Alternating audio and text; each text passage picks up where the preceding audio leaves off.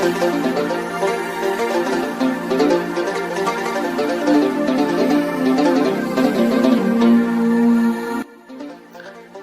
ጤና ይስጥልኝ ውድ የቻናላችን ቤተሰቦች እንደምን አላችሁ? ዛሬም እንደተለመደው እጅግ በጣም ወሳኝ ቪዲዮ ይዘንላችሁ ቀርበናል።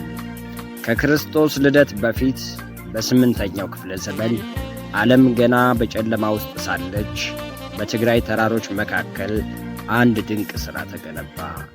ያለ ጭቃና ሲሚንቶ ለ3000 ዓመታት ቆሞ የሚገኝ የጥንታዊው ዓለም የምህንድስናን ጥበብ ማሳያ የየሃ ግንብ።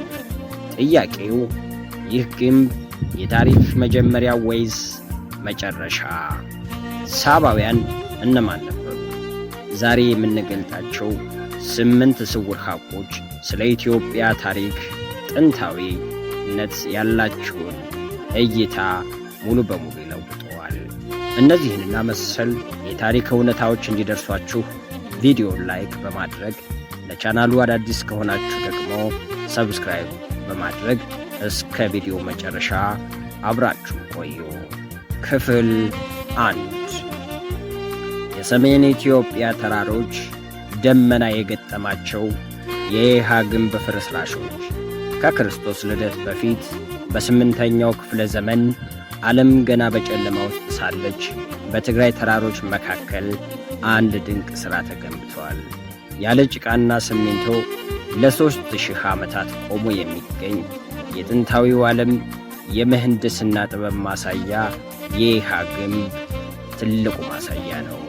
ጥያቄው ይህ ግንብ የመጀመሪያ ወይስ የመጨረሻ የሚለውን ጥያቄ ይፈጥራል። ሳባውያንስ እነማን ነበሩ? ዛሬ 8 ስውር ሐቆች እንመለከታለን። ክፍል 2 ስውር ምስጢራት።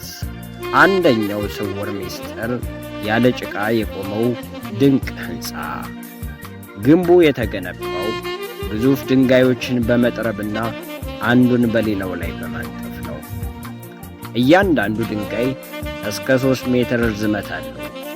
በመካከላቸው ምንም አይነት ማያያዣ ሞርታር የለም። ይህ የምህንድስና ጥበብ ከደቡብ አረብ የአሁኗ የመን ጋር ቢመሳሰልም በየሃ ያለው ግንብ ግን በግዝፈቱና በጥራቱ ይለያል። ይህ ድራይ ማሶነሪ ተብሎ የሚጠራው ጥበብ ዛሬም ድረስ ሳይንቲስቶችን ያስገርማል። ክፍል 3 ሁለተኛው ስውር ምስጢር የሳባውያንና የዳማት መንግሥት። የየሃ የአክሱም ቀዳሚ እንጂ ተራ ከተማ አልነበረችም። ከአክሱም ስልጣኔ 500 ዓመታት በፊት የነበረው የዳማት መንግሥት ዋና ከተማ ነበረች። የታሪክ ምሁራን ሳባውያን ከአረብ መጡ ወይስ የአፍሪካ ተወላጆች ናቸው በሚለው ላይ ይከራከራሉ። በየሃ የሚገኙት የድንጋይ ላይ ጽሑፎች ግን የአካባቢው ባህልና የሳባውያን ፊደል የተዋሃዱበት ልዩ ዘይቤ ያላቸው። ክፍል 4 ሦስተኛው ስውር ምስጢር የጨረቃ አምልኮና የአልሙቃህ ቤተ መቅደስ። ግንቡ መጀመሪያ ለሃይማኖታዊ ሥነ ሥርዓት የተሠራ መሆኑ እና አልሙቃህ ለተባለው የጨረቃ አምላክ የተሠራ ቤተ መቅደስ ነበር። የግንቡ አወቃቀር ከፀሐይና ከጨረቃ አቅጣጫ ጋር የተያያዘ ሳይንሳዊ ስሌት አለው። በግንቡ ቅጥር ግቢ ውስጥ የሚገኙት የበሬ ምስሎችና የመሥዋዕት ቦታዎች ምንን ያመለክታሉ?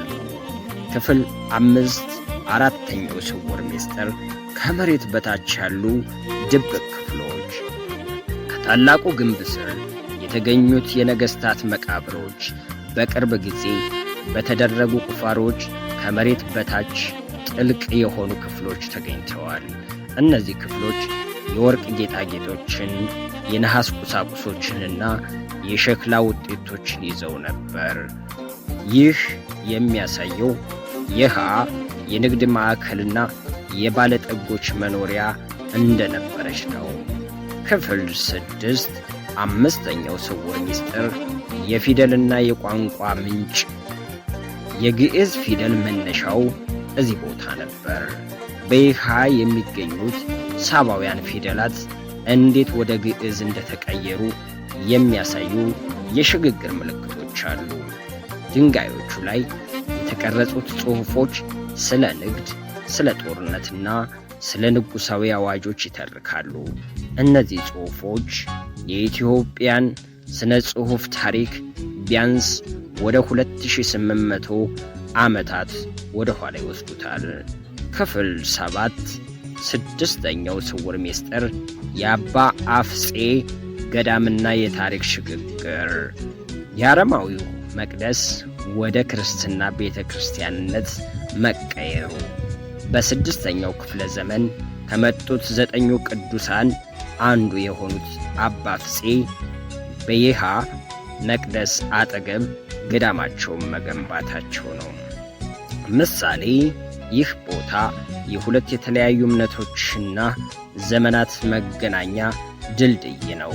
በጥንታዊው ግንብ ድንጋዮች ላይ የክርስትና መስቀሎች ተቀርጸው ይገኛሉ። ክፍል 8 7ኛው ስውር ምስጢር የዓለም አቀፍ ንግድ መጋዘን። የይሃ ከህንድ እስከ ግብፅ የነበረው ግንኙነት። በቁፋሮ የተገኙት የብርጭቆና የተከበሩ ድንጋዮች ውጤቶች ከአካባቢው የተገኙ አይደሉም። ይሃ የዝሆን ጥርስ፣ ወርቅና ዕጣን ወደ ሮምና ህንድ የሚላክበት ዋነኛ መነሻ ነበረች። ክፍል 9 8ኛውና የመጨረሻው ስውር ምስጢር ሳይንሳዊ ምስጢር ሲሆን ግንቡ ለምን አልፈረሰም? ግንቡ የመሬት መንቀጥቀጥን የመቋቋም ችሎታ አለው። ድንጋዮቹ የተደረደሩበት መንገድ ንዝረትን የሚቀንስ ሴስሚክ ሬዚስተንስ መሆኑን የዘመኑ መሐንዲሶች ያረጋግጣሉ። 30 ሜትር የሚጠጋው ግንብ ያለምንም ድጋፍ ለ1000 ዓመታት የቆመው በዚህ ጥበብ ነው ይባላል። ክፍል 10 የስውር ሐቃችን ማጠቃለያ። የይሃ ግንብ የድንጋይ ክምር አይደለም፣ የጥንታዊው ማንነታችን ሰነድ እንጂ። ዛሬም ድረስ ያልተገለጠላቸው ብዙ ምስጢራቶች ከድንጋዮች ስር ተቀብረዋል። የመዝጊያ ጥያቄ፣ ኢትዮጵያ ገና ለዓለም ያልነገረቻቸው ስንት ምስጢራት ይኖሩ ይሆን? መቼም ይህን የመሰለ የሕይወት ቁልፍ ስንሰጣችሁ እናንተ ደግሞ ሰብስክራይብ፣ ላይክና ሼር እንደምታደርጉ ሙሉ እምነታችን ነው። አስተያየቶቱና መልሶን በኮሜንት ያጋሩን። በቀጣይ ወሳኝ ቪዲዮ እስከምንገናኝ ድረስ ሰላምና ጤና ከሁላችን ጋር ይሁን። ኢትዮጵያ ለዘላለም ትኑር።